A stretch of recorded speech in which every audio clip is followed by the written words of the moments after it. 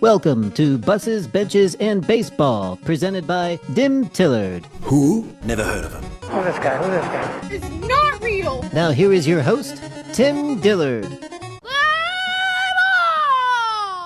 Hello, everybody, and welcome to the world's #1 most unneeded minor league baseball podcast in the world. It's Buses, Benches, and Baseball, and I'm your host, Tim Dillard. I'm a former occasional baseball player for 18 years, and most of that time was, in fact, spent in the minor leagues. So that's one of the reasons I decided to make a show about the minor leagues, because you can find out whatever you want about major leagues. They have a network devoted to it. And sometimes the minor leagues gets pushed to the side a little bit. So here I am in the margins with a show celebrating a facet of baseball that hasn't really been explored since 1988. That about right? That's right. We're dealing with a lot of... So I decided to make a show that shares baseball stories, some knowledge, possibly some wisdom, maybe, and just the joy of what it's like playing minor league baseball from the people who live that life. But before we get started, let's hear a quick word from our sponsors. Hi, I'm Jackie Moon. This new clinically proven Old Spice Pro Strength antiperspirant means the world to me. Not today's world, the world of yesterfar. When Columbus discovered that the world was round, when wild berries grew on every street corner, and gentlemen wore monocles. You know what I'm talking about. That's why I use this, Old Spice Pro Strength. The finest street-legal antiperspirant you can get outside of Mexico that's not poisonous.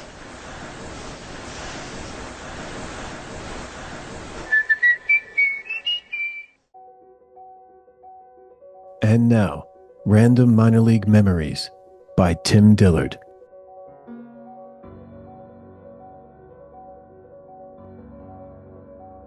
May 6th, 2010. It was a Thursday. It was a thirsty Thursday at the Dell Diamond in Round Rock, Texas. I was on a road trip playing for the Nashville Sounds AAA Baseball Club, facing off against the Round Rock Express, a team owned by Hall of Fame pitcher Nolan Ryan. In the top of the 6th inning, amidst a one-run ball game, the Express had a pitching change and sent to the mound their newly acquired right-handed relief pitcher, Rojo Johnson. Johnson's biography on the Jumbotron read as follows. Billy Ray Rojo Johnson, who was born in East Texas but was raised in Venezuela, recently had his prison sentence commuted.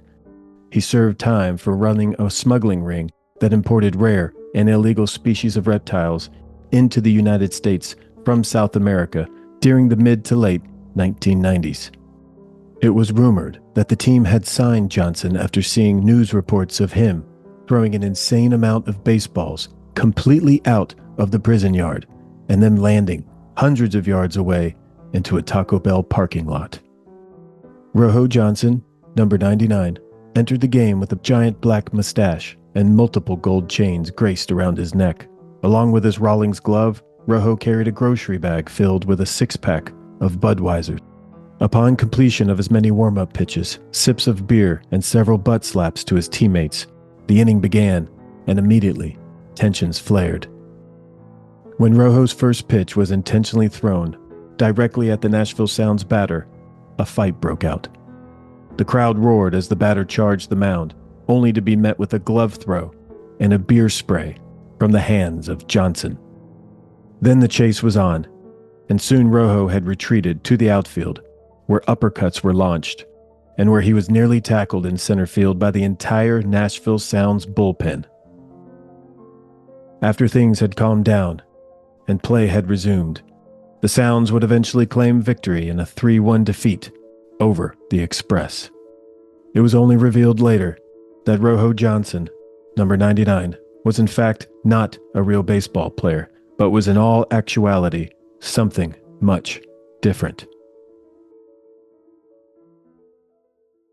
Good evening. Will Ferrell's in the area for a very serious event tomorrow. He's hosting the Cancer for College charity golf tournament. They give scholarships to students battling cancer. It's his first event outside of Southern California. But with Will Ferrell, it can't all be serious. So tonight at the Dell Diamond, he makes an appearance as an Express pitcher, and he opts out of the normal Gatorade or water before going after the Nashville Sound. First, he wanted to go after his catcher, and then his appearance with the gold chains lasted exactly one pitch. He brushes back the Nashville batter. He gets tossed out of the game, and then things really get stirred up, and eventually it turns into exactly what you might expect with one of Hollywood's biggest comedic actors out there. Yeah, that's right. It had all the shenanigans. And then Farrell talked about, well, not only his pitching future, but Nashville and how he feels about the folks here in Central Texas.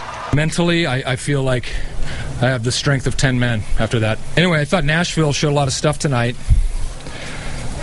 They got a lot of moxie, especially number, who's the one guy? Anders? War? Thor? Four. Not a lot of physical talent, but he sees the whole field. If I do retire, it'll be near my family's ranch. Where's that? Waco. You know, it's funny. I've only been here about 7 minutes, and already you guys feel like a family.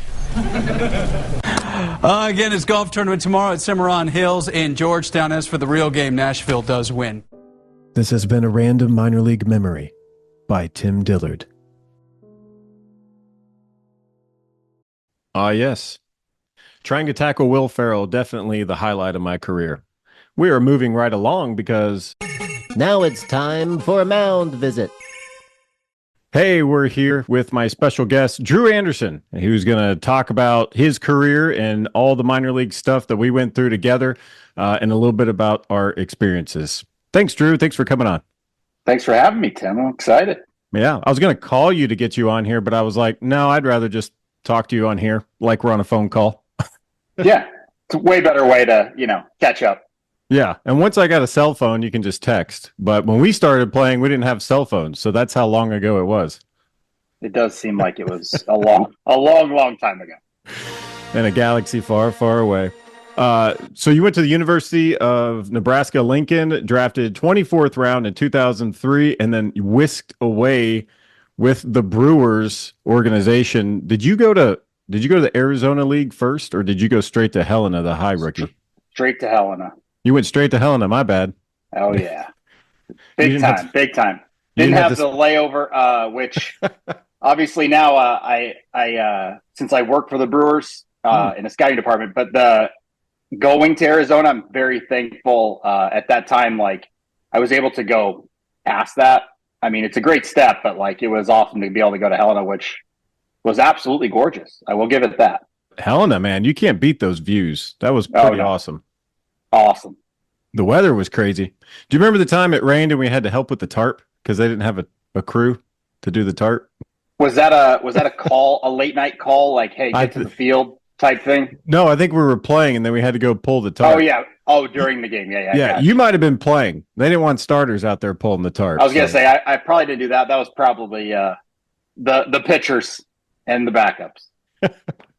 Talk about your career a little bit. Some of the places you got to see and some of the stories that you tell today, because you've been retired for how long now? Going on 14 years. So 14 years, but you played parts of 8 or 9 seasons, right? Yeah, 8 years. 8 I years. didn't get to your level. I called it quits before that, but I definitely grinded. I got the full grind in. I got a lot of time in Huntsville, which we can talk about. But I think the thing that is really kind of unique with my story was I was at a school that at the time in college, we were really, really good. I was able to go to the College World Series 2 of the 3 years I was there. Nice. So I kind of caught us on a hot streak and didn't know much about baseball. High school kid from Nebraska, so I didn't have high school baseball. So I actually was going to Nebraska for I had a football scholarship, track, and baseball. Went to the weight room, saw the football, how big they were, and then I was a receiver and said, no shot, I'm not doing that. Baseball sounds good, and then track is just way too hard. So, there's no way I can just run all day long. So yeah, nobody wants to run all day. So baseball was the logical choice, as you can tell. So then went there and had a lot of fun there. I think the biggest thing I learned, and I tell kids now, especially with the pro ball college is about winning, pro ball is about development. And my claim to fame, my wife doesn't like me when I say it, but I was the worst college baseball player to ever play in the big leagues. I think my junior year, I hit 238. I was a backup. I think I had 5 extra base hits. Really carried the team in the 7th, 8th when I came in for defense. Pinch ran a couple times.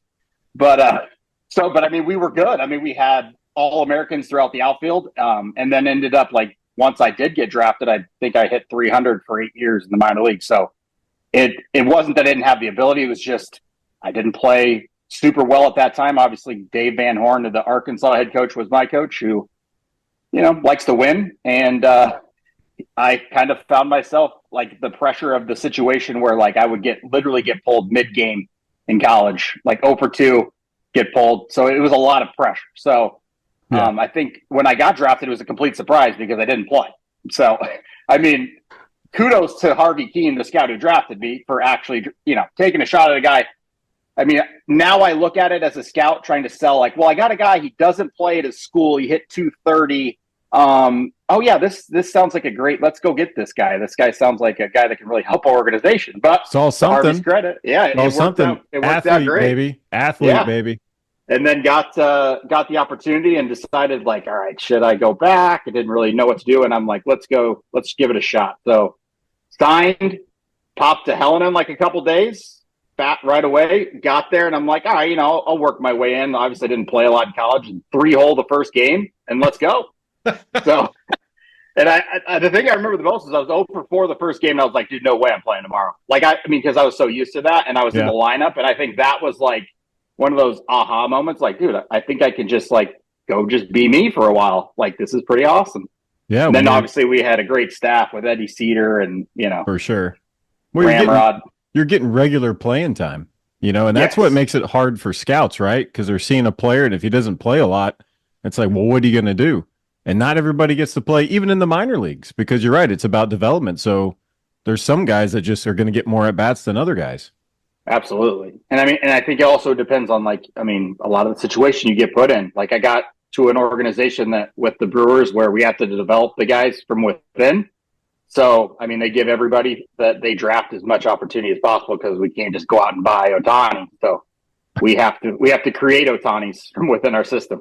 Yeah, my 9-year-old was really upset that the Brewers didn't get Ohtani over the winter. I think we just missed out, I'm sure, on that market. Yeah, I think it was Dodgers and then everybody else. But yeah, that's kind of the advertisement is, okay, you're going to get into pro ball, you're going to start playing every day. But what they don't tell you, I feel like, is all the stuff that comes with being a minor league baseball player.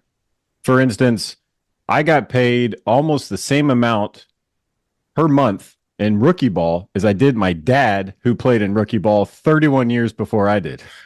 So, oh, yeah. Think about all the stuff. Share some of the stuff that you have to do as a minor leaguer to get by because you're just not getting paid a lot.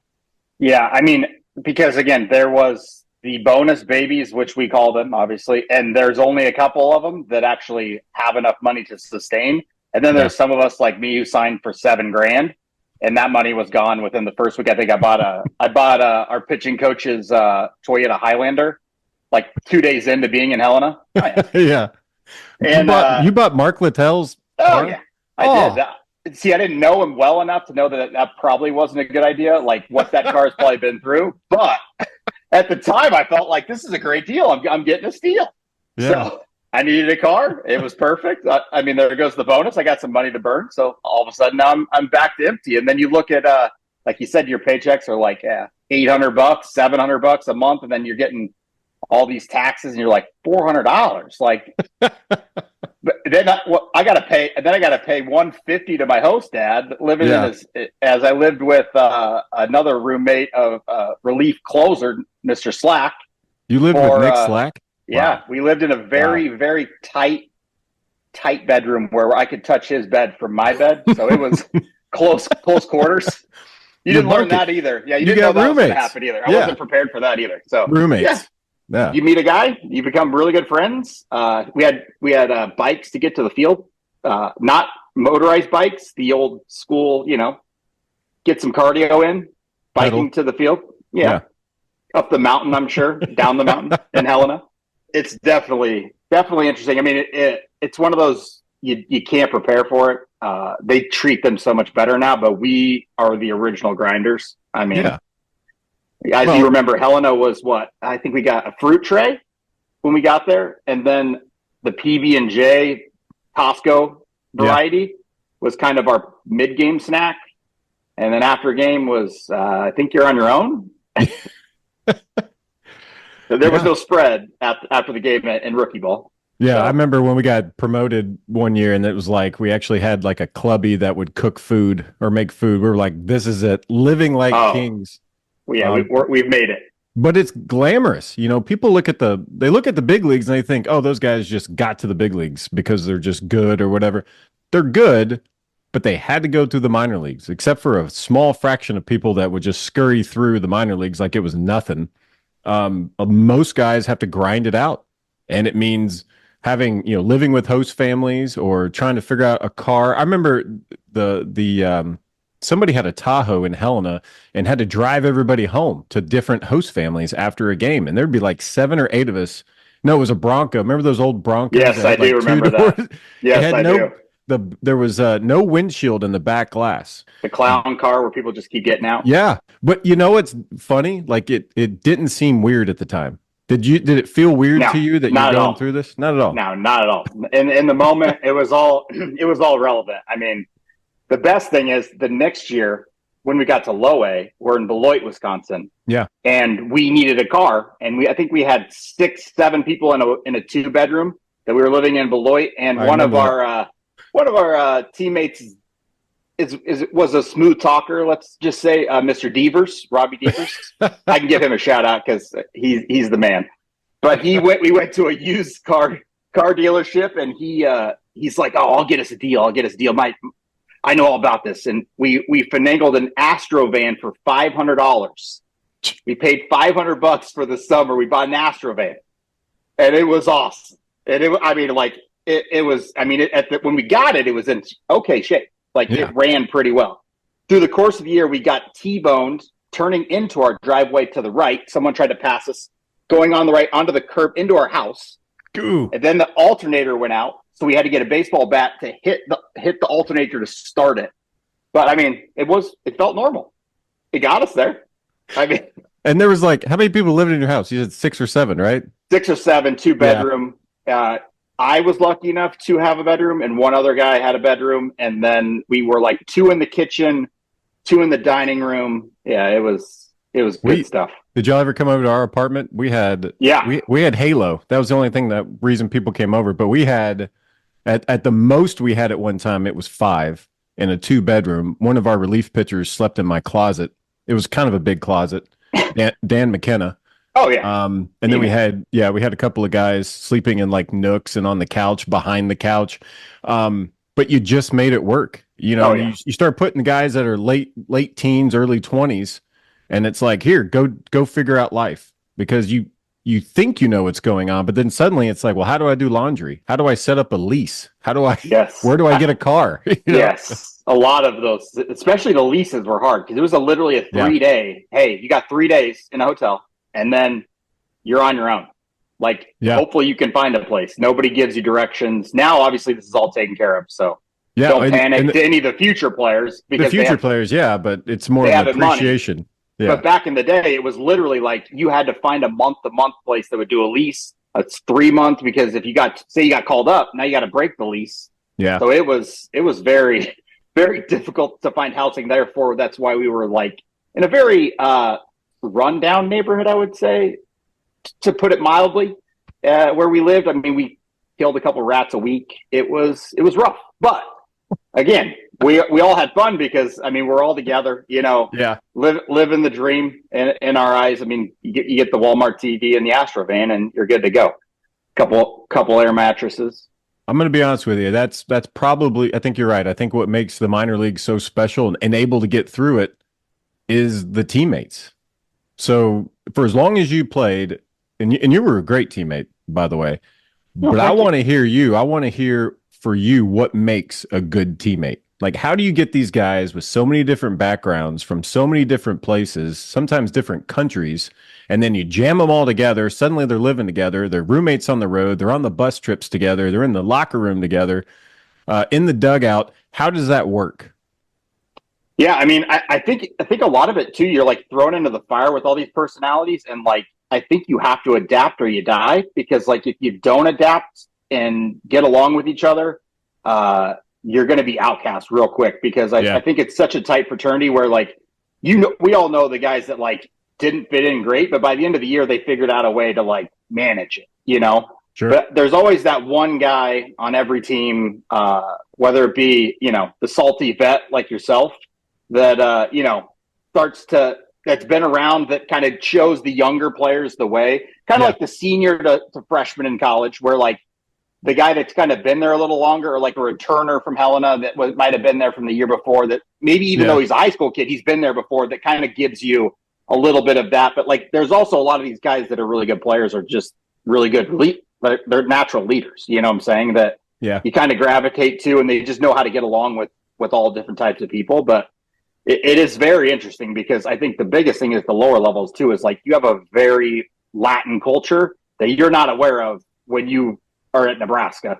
And then all of a sudden you go to Helena, and it's like a lot of, you got music blaring. I mean, a lot of your teammates don't speak any English. And I mean, and now your teammates and, like playing next to them, trying to like communicate, and they don't know what you're saying. And you're not really aware of, and like to learn their culture and what they've been through is pretty amazing too, as you get to round those guys. But like you get those guys that like you watch them, like the Alcides Escobar that starts with you at the beginning, and then you watch him, become a World Series champion. Like those are awesome stories. But to look back at where they were at the beginning, it was like, man, that guy didn't know anything until he got to McDonald's and he had the best order you've ever heard. I mean, the Spanish came out, and then the English was real good. Like if a girl came around, like they could speak the English was much better. But it was always interesting. I mean, they brought so much just passion to like everything. I mean, everything they do. So that made it a lot of fun as well. I agree. I think it's the diversity is what makes it great. I mean, it's incredible getting to know and learn everybody. And if you're just in it, I've seen, and we probably know some of the same names of guys that got into pro ball thinking it was all about them, and they didn't play very long, And 100%. I don't know the exact year. I don't want to put a year on it, but if you get past like, I don't know, what do you say, 2 or 3 years, like you've done something, because if you're out in the first couple of years, it could be injuries, it could be you don't fit in or you don't perform. So like, maybe this wasn't the route for you. You start getting past 3 years, 5 years, 10 years. Like it kind of says like people, somebody likes you, that you're sticking around, whether you're without a doubt. Yeah. And for me, the guys that were you could tell were going to play a long time were the ones that were easy to get along with. Wilder Rodriguez was my roommate in rookie ball in Helena. And later he roomed with us in Beloit, but he played. And you remember he got called up, I do. 5 years ago or something like that? He played like 15 or 16 years in the minor leagues before he got called up. Yeah. And you're like, this dude would try to cook us food when we woke up in the morning. Because he was just like, thanks for letting me stay at your house. So, here's some Venezuelan food. And you're like, this is awesome. Awesome teammate, man. Awesome teammate. And I think now he's managing. Yeah, because whatever team he made it up with, I think he is managing, or he's a coach in that system. Yeah, I think the Rangers. I was with the Rangers. I was with the Rangers a few years ago, and that's when I saw him. I'm just like, Roomy, like they teach you the culture, and it's amazing. It makes every single day interesting. Would you agree that in pro ball, in minor leagues, it's Groundhog Day? If you don't like the movie Groundhog Day, you're not going to like the minor leagues. So to me, it's like the guys is what breaks up the monotony of this would be a boring day if it wasn't for such and such doing something somewhere. But and there's always something every day, something that makes it interesting. But I agree. Like you have no idea what day of the week it is ever. Yeah. Unless you're like, we have a day game, so we're getting close to Sunday, maybe. I don't know. Like, but then all of a sudden you got a 10 a.m. kid. It's just literally. You wake up, you do the same thing, you get used to it, you love it, and you wouldn't trade it for anything. But at the same time, it does get long, especially like August. You start grinding through the end, but it's something that it definitely makes you tougher. Well, you appreciate everything each year when you get past it to survive another year. Yeah, you're almost waiting for someone to give you a certificate or like a medal if you've made it. I kept getting those like notices of like, hey, potential free agents, minor league free agents. You know, that little piece of paper. Yeah. I was cleaning out the garage the other day. I got like 15 of those. Hey.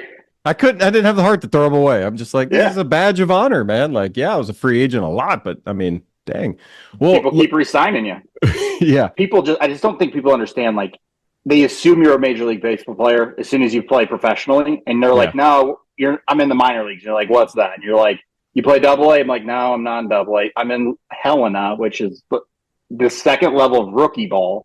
And they're like, they've lost. You know what I'm saying? Yeah. And you're like, I make no money. Yeah. And then all of a sudden I'm working at like Target and Sam's Club making more money in the offseason. And they're like, what are you doing? You're a professional baseball player. I'm like, oh, I'm killing it right now. Like I'm living life. I'm living well right now. I'm about to grind for the next while with no money. So like this is like my money making season right now. Yeah. Sam's like, gave me this card. I get all these discounted products. Yeah. This is amazing, you know? But I mean, I think a lot of it is just never knowing. Like you play, you think you're doing well, and like there was times where it's like you're at a level, and then you feel like you're never going to make it. And then like the one year I got lucky enough to make it was like you get called up at the end of the year and you think your season's over. You're like, hey, you're going AAA, you know, to finish out their season. You're like, awesome, first time I've ever been promoted, you know. You get to AAA, you play well there, and then you're like, think the season's over, and then you got Tony Gwynn Jr. saying, hey, man, you're going to the big leagues. Like, it can go that fast. I think that's the crazy part. You don't realize how close you are when you get to, like, AA or AAA, and I think you take that for granted. Like, you were literally one injury, one swing, one decision from being in the big leagues at that point. Because like you said, you've earned it at that point. To get there, you know that you've done something right, because that's a really hard step to get to. But I think that part was like, and then you get there and you're like, oh my God, like this is the greatest. I never want to, I will go back to the minor leagues for 10 years to get one more day of it. One more day. Yeah. Oh, one more day. Like, I mean, that's why people grind for so long. It's that amazing. So it's worth all of it. And I tell people, like, even though I have a small amount of days, just one day was worth 8 years of living in Helena. Living in wherever you want to put me, it was worth it, because the end game is there. You just got to get a taste of it. And like to God, when I got a taste, I was like, man, this was worth it, you know? So those guys like Gilder who can do it that long and not know if it's ever going to happen, like I have the ultimate respect for those guys, because that is an absolute grind, man. Like never knowing. And I mean, how many times did someone tell him that, you know, he should probably be done? You know, and he just, I'm going to keep going. And then luckily for him, I mean, he's a big leaguer for life. So, and it's a small club too. I mean, I think that's something we don't tell people. Like it's like 24,000 or something ever. Yeah. 25. It's very, very small. Yeah. And then think about the percentage of minor leaguers, like everyone's fighting to get there. And if you don't do your job, like suddenly you're gone, because think about all the teammates we had. You were one of the first guys in our little group coming up that I think made it to the big leagues. I think everybody else was kind of waiting their turn, or hoping for it. And there were some guys that got some significant time for years after that. But think about all the teammates that didn't show up or got released like in spring training. I think that was the hardest thing for me to deal with and explain to others, of like, it's not guaranteed. Like, you could have a bad game and think, well, I'll go get him tomorrow. And you walk in and there's Don Money, the manager, call you in, be like, this could be good or this could be awful. And I've come into the office when they call me in there and I'm just like, you don't even know what you're walking into. Is it going to be the greatest day of your life and you get called up, or it's going to be the worst day of your life? And they said, you know what, we're better off without you.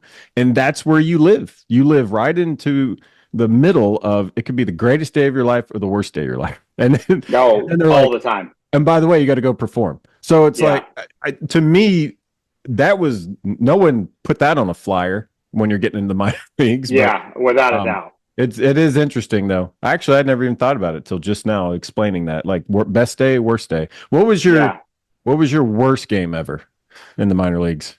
Do you remember that one? Any day I didn't get a hit felt like the worst day of my life. Like I mean, I was one of those. It lived with me for a long time. I was able to at least clear it the next day, but like every at bat, every out, like I didn't have the resources like for instance, like, I mean, I lived in Nashville for like 5 years. I never went to Broadway once. Like, it just, I mean, that just wasn't, I felt like I had to give everything I had, or I would be, if I did something, say I went out, had fun or something, and then I went over, I would regret it for weeks. Yeah.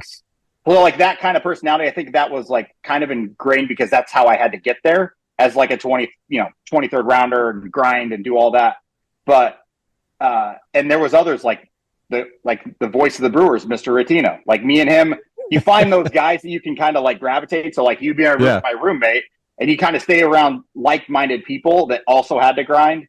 And I think that kind of like pushes you through some of those things. But I mean, I had some bad days. I mean, I think there was like specific moments ring out more. Like there was a time where I was in left field and they hit a ball, runner on second, and it was a close game. I think it was like, say 8th inning, 1-run game or whatever. And I go in and I go, instead of like, catching it and throwing like it hard to shortstop, like I think the third base coach had noticed, but like like you go to lob it into the shortstop, and as I'm letting it go, I see the third base coach wheeling the dude home. Dude. And as I let go of the ball, I'm like, oh no. And the balls just felt like it was in the air forever. And the guy's he's standing at home. He made it. And I was like, oh God, like one of those lonely feelings where you're like, oh, that's not going to end well for me. Or like the ball that you take the route. Like I remember it also in Beloit, took a route to the right and I'm running and it's like close game. I'm going to make this play. And I looked up and the ball was probably 15 feet over my head. I mean, it landed 20 feet behind me. I'm like, what was that? Like, I mean, just one of those, how did I take that bad of route? And it landed over my head. I was like, wow, I'm not even close to that. Like, I thought I had it. And I looked up and I'm like, oh yeah, that's not even, that was terrible. And you just know like, oh man, I'm going to wear that one. So it was more of those types of moments other than just like overall games. I mean, I obviously went 0 for 4. I mean, I think I avoided the golden sombrero, which was good. I never went 4 for 4 either. I went like 4 for 5, 4 for, 5 for 6, never 4 for. You went 4 for 5? That's got to be your best game, right?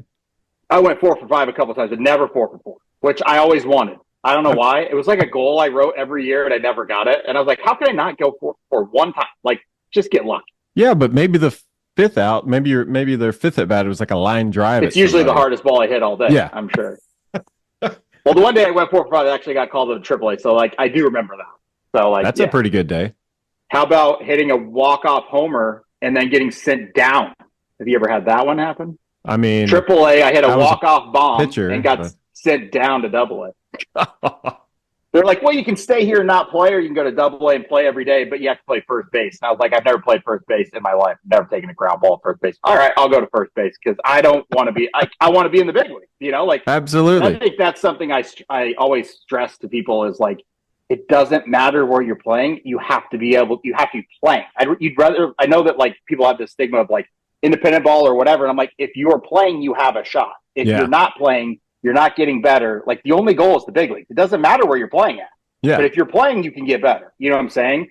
So like people will choose to like be a backup instead of playing every day. I'm like, but that's not going to get you to the goal you want. I promise you. Like, so like I was like, I'll go back to AA. Like I want to play in the big leagues. I don't care about AAA. Like I had already been there at that point. So like it was big leagues or bust. So I was like, yeah, I don't care. Like I'll go to send me to A ball. I just got to play. I know if I'm not playing every day, I can't get called up. So and it worked out fine. I was at first base for a couple of days, sucked, and then they moved me back to left field, or right field, somewhere in the outfield to save my life. I've never been more nervous in my life than that. I told everybody, I was like, I'll be the bullpen catcher in the big leagues. I don't care. 100%. I don't care. I'll be a bat boy. It doesn't matter. It's like, it's just, you got to get there in whatever capacity. So, and then when you got there, you were hiding in the locker room. Like, yeah, you get in the locker room. You're like, he's not here. Yeah. You'd be surprised. Yeah, I just didn't say much, and I was prodded like, "Hey, hang around as long as possible." Yeah, they're like, "Hey, we'll let you stay longer in the big leagues if you joke around and put on skits." I'll be like, "Yep, sign me up for that, and I'll do that." Yeah. Hey, I got something for you. Yeah, it's a Beloit Snappers hat. It's upside down, Ooh. And so I got some topics in here, and I'm gonna draw them out, and you give me a story. Okay. All right, this one here, out of the Beloit Snappers hat. Theme nights. Do you remember a theme night? Maybe it's a jersey or maybe it's a mascot day, like a Myron Noodleman was Myron Noodleman. Yeah, dude, he was my man, dude. I loved him. I don't know why I love that guy, dude. I thought he was great. Like rest in peace. Yeah, rest in peace to Myron, man. He was awesome. What science teacher, right? Like decided, or what's up? I remember talking to him, and he's like started the gig and was killing it. And I mean, he was awesome at it. I mean, I loved him. He was always one of my favorite ones that came to the park for sure. Myron Noodleman, we didn't get the cool like unis that they get now. Like they get all these like theme nights, and it's like Star Wars night or Utter night for the Wisconsin team. Like they got all these crazy cool things, and it's like we got one hat. Like we didn't have I know. Do you see my jerseys? Do you see this hat? Like that hat was your one hat for the year. You got your pregame and your gamer. Like you ain't getting 5 hats, dude. Like come on. Yeah, you get to the big leagues, you got 50 hats. Yeah, You're an A-ball. That's not in the budget, Beloit. Hey, what hat are we wearing tonight? The one you got on, bud. Yeah, there's no other options, dude. Come on, what are you talking about? Oh, that's all. I miss Myron Noodleman. He was awesome. I loved him, man. I always liked him for some reason. He was a big fan. I was a big fan. For those that don't know, he dresses up as, I don't know, kind of a geek or a nerd or something. Yeah, like a nerdy guy. Big glasses. He puts in fake buck teeth, and he just does these dances, and he has like a handkerchief and coach third, and it was hilarious. It was awesome. It was great. Man. All right, all right. Let's see what else we got in the hat. Oh, bus trip. That's bad handwriting. Ooh, what's a good bus trip? Everybody on? Good. Great. Grand. Wonderful. No yelling on the bus. Well, there's a lot of those. Or a bad bus trip. I don't know if you were on the one in Helena when we're driving like through the mountains. I think we're going to Ogden or like, we're on one of those like 14-hour rolls. And is this when the buffalo came by? Yeah. Yeah, we also jumped, or the log fell off the semi. We jumped it. We jumped the log. Yes, jumped the log midnight, blew out the side windows of the bus. I mean, to our bus driver's credit, amen to that guy, because he saved our lives, because somehow he jumped a log on the interstate. Yeah. But, I mean, that's a good wake-up call at 2:30 in the morning. The only people that were awake was me and Rich Savour, the pitching coach. Oh, and yeah. The window busted behind me. It was Ozzie Chavez's head was sleeping on the window when we hit it was I guess a telephone pole had fallen off the truck, right? Or a log. Yeah, something like that. Yeah. Yeah. I just remember. I would say that's my worst bus trip too. Yeah, that was crazy. Was a rough one, man. Like we didn't have, luckily, like I know you hear a lot of like, there was not a lot of breakdown stuff. I mean, we had a lot of like the crazy stuff, like with the buses was like, I tell people like I bought the egg crate stuff, the soft foam, and I'd put it on the ground and sleep on the ground. They're like, what do you, I'm like, dude, you got to sleep. One person's on top. Well, I mean, can you, and the other thing is like if you were in the front of the bus it was like Mission Impossible when you're trying to get to the bathroom at like 3 a.m. It was, like the Spider-Man over, crawling to the top, go around the side. I mean, it was like, man, I gotta people go are sleeping across aisles and on the floor. Every direction you can imagine. Yeah. Hanging hammocks. I mean, whatever it takes to get. And there's no phone. There's no phone flashlights then, right? No. You're not figuring everybody out. You're kind of you're doing your best. You're Mission Impossible straight up, like lasers. Like you're trying not to. You're trying to get there. Let's do another. This one's tough. Spring training. You got a spring training story?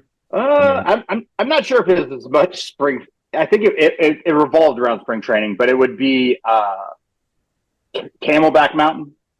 Yeah. Do you remember climbing Camelback Mountain? Was that an instructional league? Yes, instructional league, which technically, it's an extended version of spring training after the season. Yes, but player development decided this would be a great team building exercise to go climb up Camelback Mountain. And it's like we got like shorts on. Like, oh yeah, great. It was like our conditioning. We bring our buses up there, and our farm director Reed Nichols got the poles. He's going along the side of the mountain. I remember that. He's killing it. We're over here dying. Like we got people falling. We're like, this cannot be a safe trip up this. We got millions of dollars on this mountain right now. Giovanni Gallardo are falling. Yeah, like what? They got Giovanni Gallardo, and they're pushing this dude up a mountain, Climb to the top. Let's keep Giovanni down there. Let's not hurt him anymore. Like, I mean, what do we do? Willie Peralta. Yeah. Was it Peralta? Yeah, Peralta was there. I mean, there's some good names there, and it was like, what are we doing? I'm like, and then I think we climbed it and then went back and played Team Japan later on. I think we got beat like 4-0. That's right. We're You gassed. remember that, right? I had to pitch. You probably had to pitch. You're like, thanks a lot. I got to pitch, and my whole team is exhausted. Did you get the Ichiro autograph? I don't know if you can see it. I did not. I messed up on that one. Yeah, me and Giovanni went over there and got it because Masako Inagi, our trainer, was helping out with Masa's the Japanese team. Yeah, I just thought that was. I love Masa. Man, those were the years. I don't have anything to end on other than I think it's awesome that you said okay to my text message to just jump on and do this. Do it. Let's do it. Minor league, like teammates for life, my man. I know it is. And now we're still with the still doing stuff with the Brewers. I don't get to see you as much. No, you're a little bit more of the face of the franchise. I'm kind of under the, beating the bushes down here. I don't know about face of the franchise. Once the season gets over, I kind of let myself go. You can tell I let myself. Good. All right, Drew. Thanks, man. I appreciate it. It. Yeah. Thank you. That does it. Hope you enjoyed this week's episode of the world's #1 most unneeded minor league baseball podcast in the world. It's Buses, Benches, and Baseball. I'd like to thank my dozens of listeners out there for tuning in and also remind you that you can watch the show on YouTube as well as listen on Apple Podcasts, Spotify, and Amazon Music. And also be sure to follow on social media at Dimtroduction Show on Twitter, Instagram, and Facebook for your chance to win a pointless prize pack courtesy of whatever I randomly throw into a box and send you if you win. Great. See you next time on Buses, Benches, and Baseball. Thank you for tuning in to Buses, Benches, and Baseball, presented by Dim Tillard.